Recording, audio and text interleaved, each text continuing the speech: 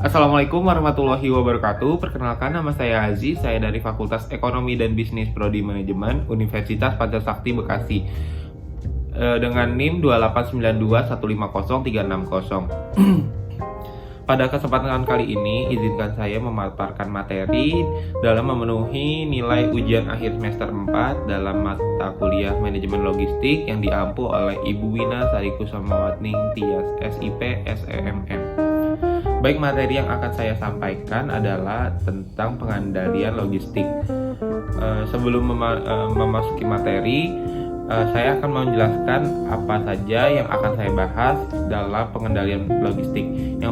Yang pertama adalah penerapan pengendalian manajemen logistik, pemantauan kegiatan logistik, inspeksi manajemen manajerial, analisa jalur kritis, dan juga manajemen persediaan. Baik, kita langsung saja memasuki materinya. Yang pertama adalah pengendalian logistik.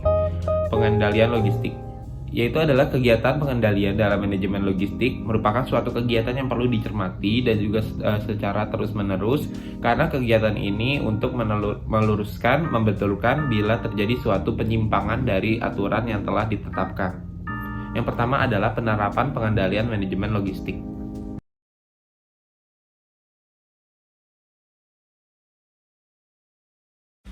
Selanjutnya adalah penerapan pengendalian logistik.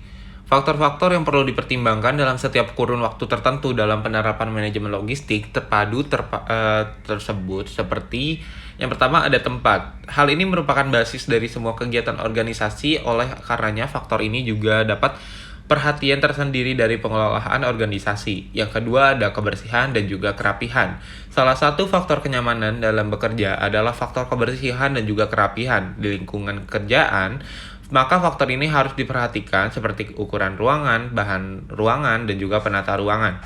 Yang ketiga, alur dan jalur. Arah yang dilalui oleh suatu produksi, sedang jalur adalah suatu proses produksi baik, sedangkan jalur adalah suatu jalan mana yang harus dilalui oleh suatu produksi. Yang keempat ada keamanan. Hal ini merupakan salah satu unsur pencapaian peningkatan prestasi kerja dengan adanya rasa aman dalam bekerja. Kelima ada bangunan. Hal ini merupakan suatu sarana dalam melindungi dari basis seluruh kegiatan organisasi sehingga perlu penataan yang lebih baik. Yang keenam ada kendaraan. Kendaraan merupakan alat pengangkutan dalam kegiatan logistik, maka perlu diperhatikan dalam jenis, kualitas. Kecelakaan dan keselamatan kerja. Kecelakaan merupakan resiko kerja, namun harus diupayakan jangan sampai terjadi kecelakaan kerja. Selanjutnya ada pencurian. Faktor yang perlu diperhatikan bahwa pencurian seringkali terjadi di suatu organisasi dan hal ini mengganggu jalannya perusahaan dalam aktivitasnya. Yang kesembilan ada jadwal pekerjaan. Jadwal pekerjaan harus disesuaikan dengan kondisi organisasi dan juga kondisi karyawan. 10 ada personalia. Yang dimaksud personalia adalah pengaturan karyawan sehingga karyawan bisa bekerja dengan baik dalam pelaksanaan tugasnya. Yang 11 ada kelengkapan perabotan kantor. Hal ini merupakan penunjang dari keberhasilan penyelesaian suatu pekerjaan sehingga perabotan kantor harus lengkap. Selanjutnya ada kemudahan dan juga kenyamanan tempat pekerja. Hal ini merupakan salah satu aspek yang harus dicermati dalam penanganan parkir, baik untuk karyawan, relasi, dan sebagainya. Yang ke-13 ada kontrak perawatan atau perawatan, merupakan salah satu upaya melindungi karyawan dalam pelaksanaan tugasnya. Selanjutnya permesinan. Mesin merupakan alat yang paling penting dalam pelaksanaan proses produksi, sehingga permesinan harus mendapatkan perhatian dan juga pengendalian yang utama. Yang ke-15 ada pembukuan dan juga permodalan. Hal ini merupakan tertib administrasi dan tertib pelaksanaan pembukuan. Selanjutnya pemantauan kegiatan logistik. Faktor pengawasan untuk kegiatan logistik dalam perkembangannya mengalami kemajuan yang cukup berarti. Terbukti bahwa kegiatan pengawasan diperluas peranannya dengan istilah kegiatan pengendalian. Pengendalian manajemen akan memberikan keuntungan seperti A. Mendapatkan penanggulangi perubahan dari adanya perubahan lingkungan yang cepat berubah. Manajer dapat melacak perubahan tersebut dikaitkan dengan yang akan mempengaruhi terhadap produk atau jasa, ancaman atau peluang. Yang kedua ada menciptakan gerakan yang lebih cepat. Salah satunya adalah mengenal permintaan pelanggan guna memperbaikan dalam perancangan kualitas produk dan jasa maupun kualitas harga, waktu, dan juga penyerahan. Yang ketiga adalah menyatukan pekerjaan atau koordinasi pekerjaan. Para manajer yang berwawasan luas akan menghargai keragaman perilaku dan pemikiran dari para pembawahannya tanpa membedakan ras, suku, bahkan agama. Selanjutnya ada inspeksi manajemen material. Salah satu tujuan pokok dari manajemen material adalah pemeliharaan mutu material atau bahan produksi. Mutu yang rendah merupakan penyebab dari kegagalan penyerahan pesanan pada waktu yang telah disepakati. Titik berat pengawasan manajerial tergantung pada sifat kritis dari barang yang bersangkutan dan juga kepekaannya terhadap kerusakan dalam perjalanan.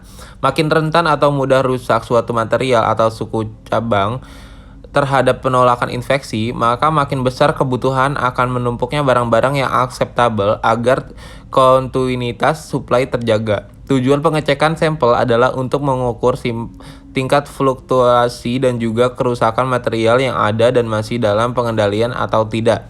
Selanjutnya adalah manajemen persediaan. Persediaan merupakan bagian utama dari modal kerja yang merupakan aktiva yang setiap saat mengalami perubahan. Pada dasarnya persediaan meliputi 3 macam. Yang pertama adalah persediaan bahan mentah, yang kedua ada persediaan bahan setengah jadi, yang ketiga adalah persediaan barang jadi. Ketiga macam persediaan tersebut dalam suatu periode akan mengalami perputaran yang berbeda-beda dan tinggi rendahnya tingkat perputaran persediaan akan mempunyai pengaruh yang langsung terhadap besar kecilnya dan juga ditanamkan dalam persediaan tersebut. Semakin tingginya tingkat perputarannya, maka semakin cepat juga perputaran, berarti semakin pendek tingkatan dana dan juga persediaan hingga dibutuhkan dana yang relatif kecil serta lambat perputarannya, berarti semakin panjang terikat dana dan juga persediaan. Dalam hal cara penyediaan atau pembelian pada dasarnya ada 2 alternatif. Yang pertama dibeli sekaligus jumlah banyak untuk kemudian disimpan di gudang. Sedangkan setiap kali kebutuhan oleh proses produksi lebih tajam, dalam arti sudah tersedia sejumlah besar bahan dasar atau kebutuhan yang cukup panjang, konsekuensinya perusahaan harus menanggung ongkos persediaan dan juga penyimpanan yang lebih tinggi. Yang kedua, berusaha memenuhi kebutuhan bahan dasar tersebut dengan membeli berkali-kali dalam jumlah kecil untuk persediaan pembeliannya. Frekuensi pembelian akan lebih tinggi. Keuntungan dari cara ini adalah perusahaan tidak perlu menanggung ongkos-ongkos penyimpanan yang terlalu besar terhadap bahan dasar ini. Dalam hal ini, ongkos penyimpanan dibebankan pada supplier bahan dasar. Yang terakhir adalah analisa jalur kritis. Analisa jalur kritis atau critical path method adalah merupakan suatu metode analisa yang mampu memberikan informasi kepada manajer untuk melakukan perencanaan dan juga pengendalian suatu kegiatan, produksi atau proyek yang dilaksanakan.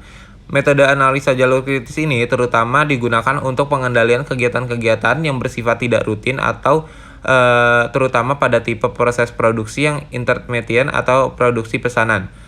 Berikut adalah beberapa faedah dari analisa jalur kritis. Yang pertama adalah dengan digambarkannya logika ketergantungan dari setiap kegiatan, maka akan diperoleh rencana suatu proyek terperinci sebelumnya. Yang kedua, dengan memperhitungkan dan mengetahui waktu terjadinya tiap-tiap kejadian yang ditimbulkan oleh suatu atau beberapa kegiatan, maka kita harus mengetahui dengan pasti kesukaran-kesukaran yang timbul jauh dari sebelum terjadi. Yang ketiga adalah dalam network ditunjukkan dengan jelas di mana kegiatan yang waktu penyelesaiannya sangat kritis dan yang tidak kritis, sehingga memungkinkan untuk mengetahui faktor-faktor produksi yang tidak diproduktif dan kemudian mengatur pembagian usaha dan juga perhatian terhadap kegiatan tersebut. Yang keempat ada networking planning, memberikan kepada kita bantuan yang sangat berharga di dalam komunikasi antar kegiatan atau departemen. Yang kelima, ada memberikan kepastian atas dicapainya proyek secara lebih ekonomis dipandang dari sudut ketidakraguan dalam menggunakan sumber-sumber tenaga serta faktor kegagalan dapat ditekan serendah mungkin. Sekian presentasi dari saya, mohon maaf jika ada kekurangan dalam penyampaian materinya. Wassalamualaikum warahmatullahi wabarakatuh.